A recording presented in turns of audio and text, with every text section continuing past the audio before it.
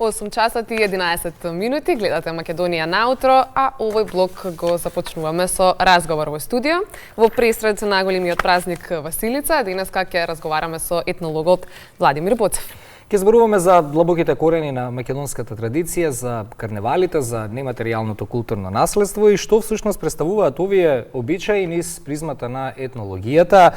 Добро утро и добре ни дојдовте во Македонија наутро. Добро утро, добро ви најдов. Колку длабоко во минатото се протегаат корените на василичарските обичаи? Да, тоа е често поставувано прашање, меѓутоа одговор, конкретен одговор не можеме да дадеме, затоа што обредите не се врзани со одредени датуми, тие се дел од подолг процес на создавање. Можеме ние да кажеме дека за одреден обред запишано е тогаш и да сметаме дека од тогаш почнува, меѓутоа сигурно тој и претходно постоел. Меѓутоа важно е тоа што тие обреди стигнале до нас и ние сега ги практикуваме.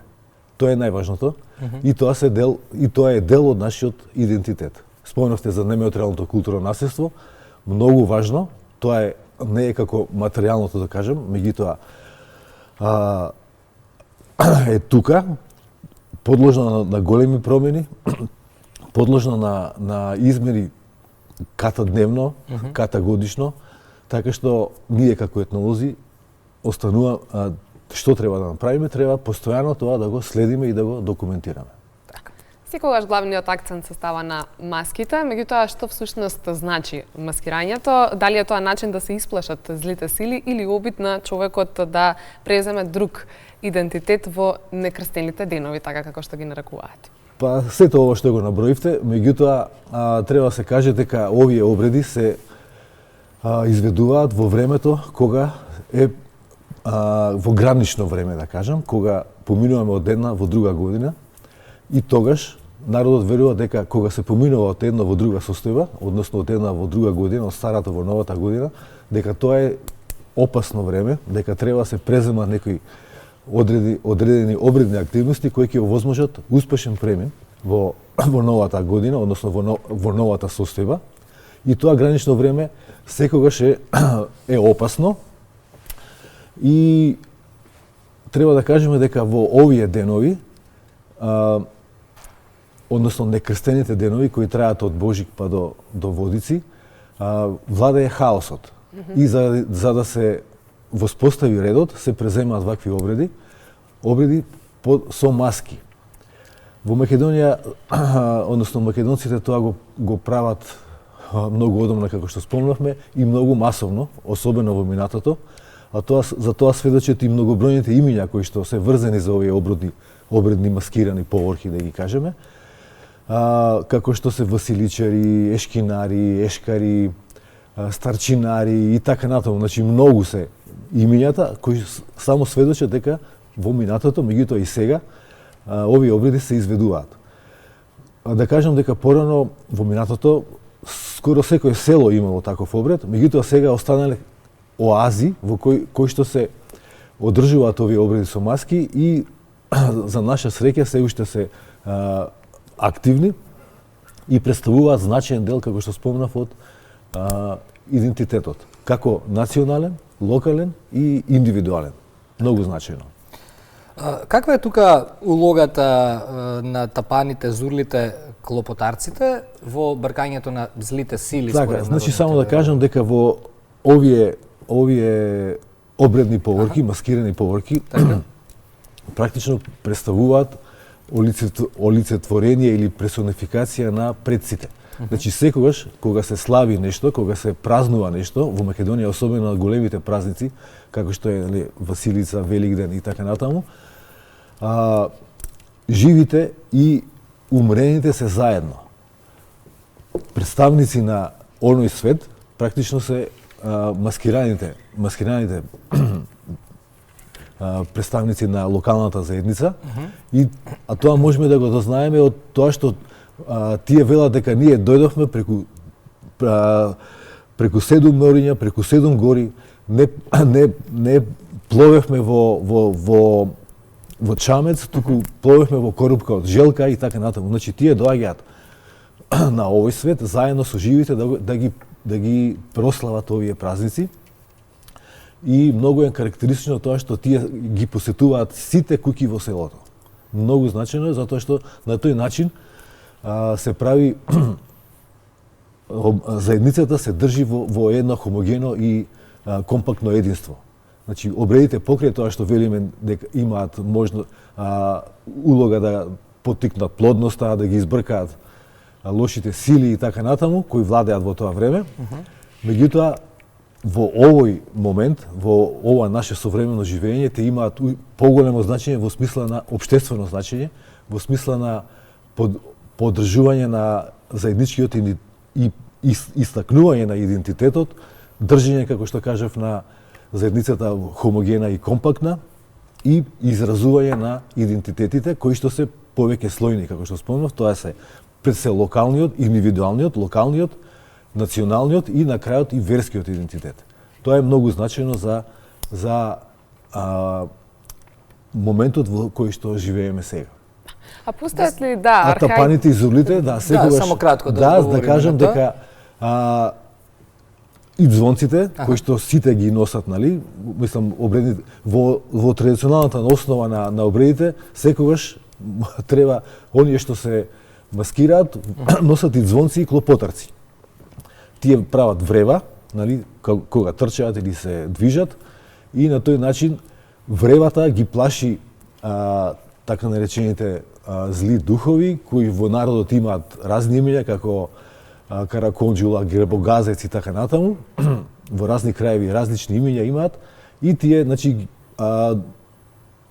овој звук од звонците и клопотарците, зурлите, тапаните, кои што имаат, нали, карактеристични пискави звукови и многу гласни, значи се смета дека на тој начин ќе се избркаат овие лоши духови и ќе се воспостави од хаосот, ќе дојде во редот.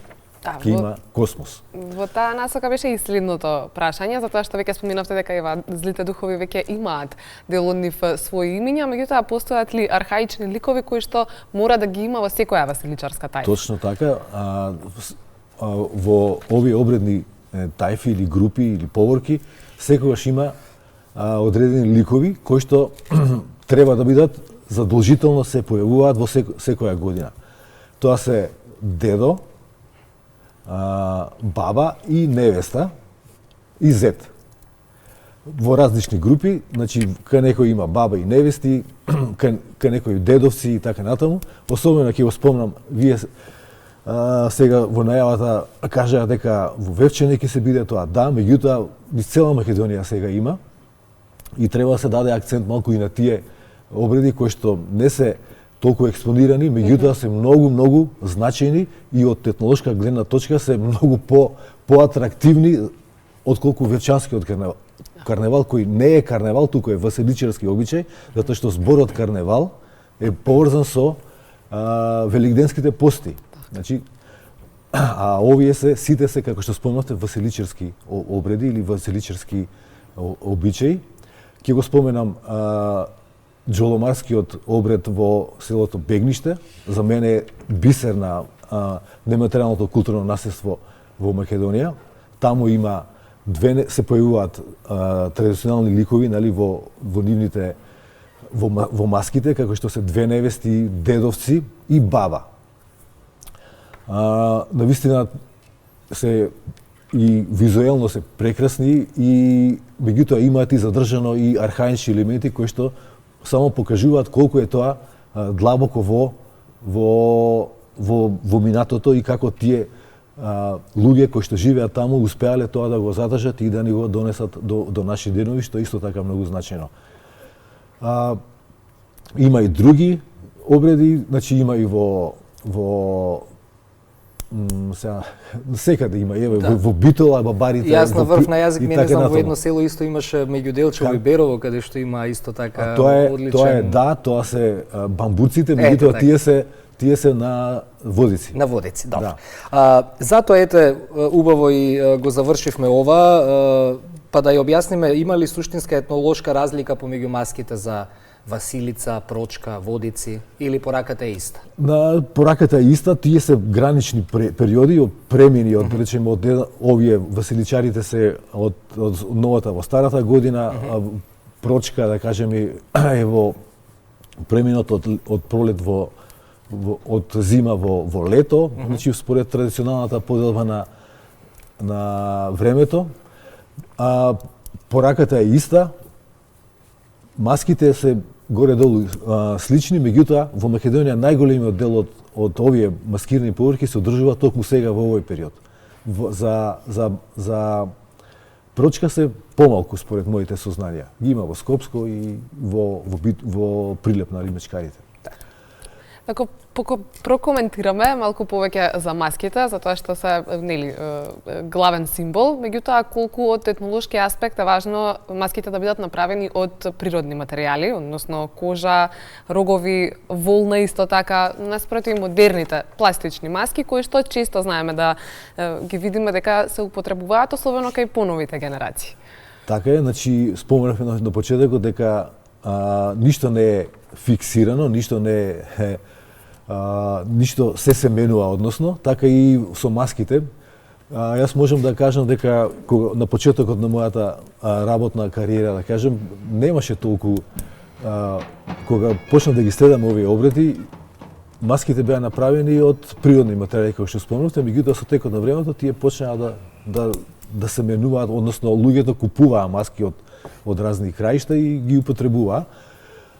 Важно е, според мене, да обредот да се одржи и традиционалната основа, односно ликовите кои што се јавуваат во тие обреди, да се некуваат, затоа што една од причините кои што се задржале овие обреди до сега, како што спомнав, истакнување на идентитетот, меѓутоа и катагодичната импровизација во обредите. Значи тоа не е лошо, туку е добро, затоа што јас сметам дека на тој начин обредот живее и ја развива, да кажам, фантазијата на луѓето.